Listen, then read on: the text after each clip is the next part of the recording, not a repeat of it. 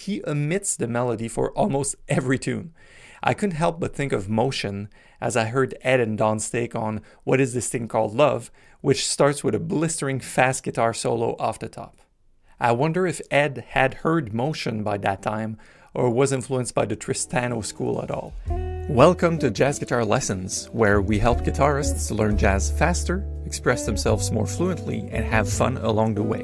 My name is Mark, and if you're looking to learn jazz, form better practice habits, and especially if you enjoy a French accent, make sure to subscribe.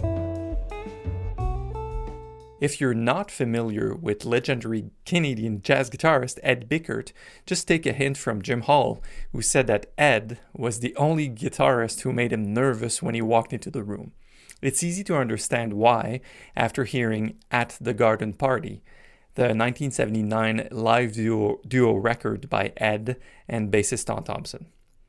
Although this record is something of a hidden gem in the overall jazz sphere, it remains massively influential among Canadian jazz guitarists. The incredible harmonic facility and imagination that Ed displays here on this record still echoes through the playing of modern-day Toronto jazz greats Lorne Lovsky, Ted Quinlan, and Reg Schwager.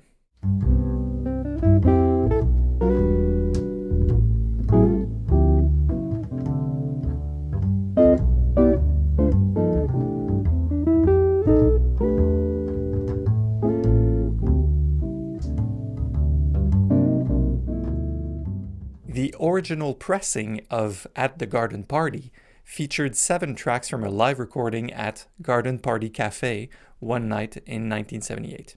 According to one of Don Thompson's former students, the duo had no preconceived tune list in mind. Nevertheless, the album opens with Alone Together, perhaps an unconscious nod to the 1972 Jim Hall Ron Carter record of the same name. The tune starts with a short guitar intro, 2 or 3 note chords moving above an open D string, and Thompson then takes the A section of the melody while Ed comps in the higher register. The overall sound is remarkably full considering the instrumentation and chord choices, which is a testament to Ed's mellow, sustaining tone. If you heard this record in a blindfold test, you might mistake the instrument for an electric piano rather than a guitar. Listen to Ed's solo here, and you'll spot a heavy Bill Evans influence. Much like Evans, he's capable of creating tension through heavily syncopated single note lines, as well as thoughtfully voice-led sections of chromatic chords, often combining the two techniques to stunning effect.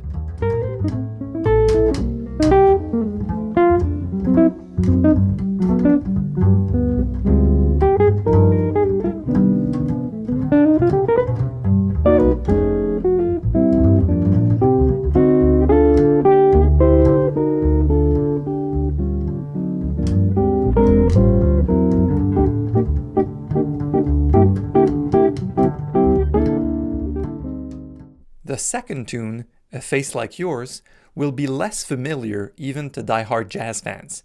Perhaps it was Don that called this tune, as he recorded another version in 2013 with Neil Swainson. The use of obscure tunes was common practice for Ed Bickert, though. You can always count on finding a new, unfamiliar standard on any of his records. Ed takes 2 solos on this tune, which feature some of his most melodic playing on the whole record. The line he plays to start the second solo is so beautiful and fitting that it sounds like the composer himself wrote it into the tune.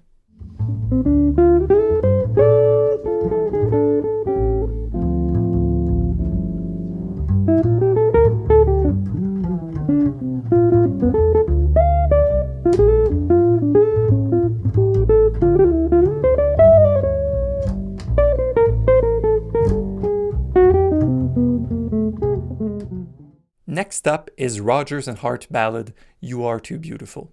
Don plays the melody in what sounds like the upper extremity of the bass's range, and appropriately, Ed fills out his comping with bass notes.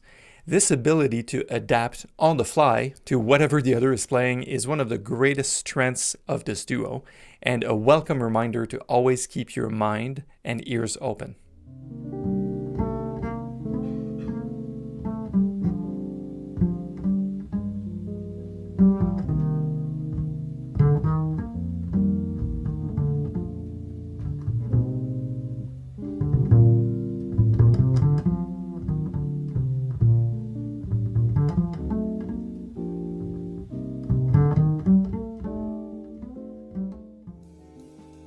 Hey guys, just a quick note. If you're enjoying this content and you're eager to boost your own jazz guitar playing, then connect with us.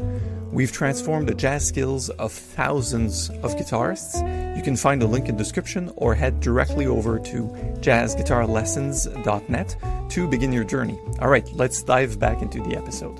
In 1961, saxophonist Lee Konitz released Motion, an incredible trio record with Sonny Dallas and Elvin Jones. That record is striking upon first listen because although Konitz was a strong advocate for melody, he omits the melody for almost every tune. I couldn't help but think of Motion as I heard Ed and Don's take on What Is This Thing Called Love, which starts with a blistering fast guitar solo off the top. I wonder if Ed had heard Motion by that time or was influenced by the Tristano school at all. It's clear that he had at least heard Billy Bauer, who was one of the first adopters of the hybrid picking technique. In any case, it's telling that the only time they used this more experimental kind of arrangement was on a popular Cole Porter tune that the audience likely would have known. Ed's tone here is brighter and more biting, and his lines include a healthy dose of blues. Although he built his reputation on impressionistic chord work, at heart, Ed was really a country boy and often expressed some of that earthy grit in his playing.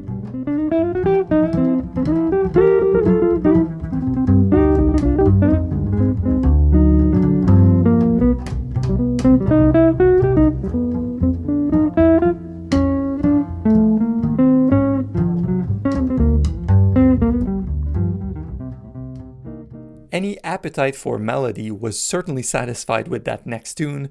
Who can I turn to? This stunning ballad had been recorded by musicians ranging from Bill Evans to Pat Martino, although Ed and Don's version certainly leads more towards the Evans than Martino. The close interval chords that Ed plays here often require major stretches or use of an open string, but his genius is really revealed in the way these chords fit together. Take it from guitarist Ben Monder, who has studied harmony as much as any guitarist in history, who says, he is an absolute master of voice leading, and whether comping or supporting his own melodies, he sounds like nobody else. As I transcribe these things, I usually find I know the voicings, but for some reason still can't sound like that.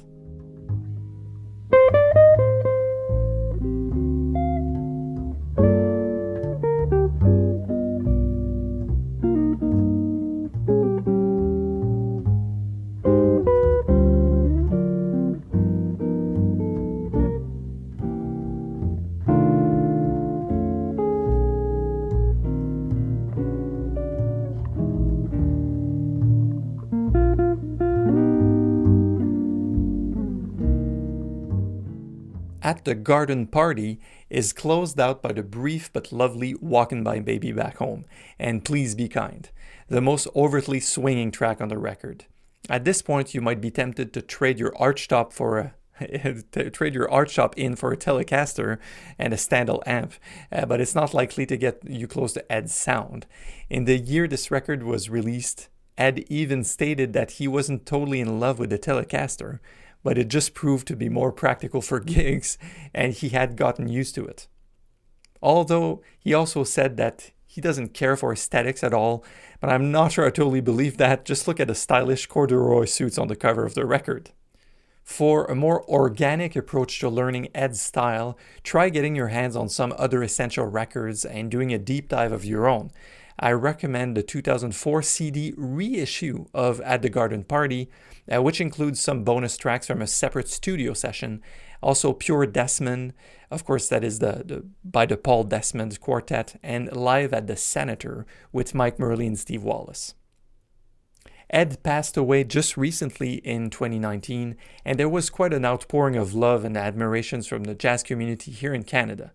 If you read through the many tributes from his fans and collaborators, you'll find a common, simple truth that there was just nobody like Ed.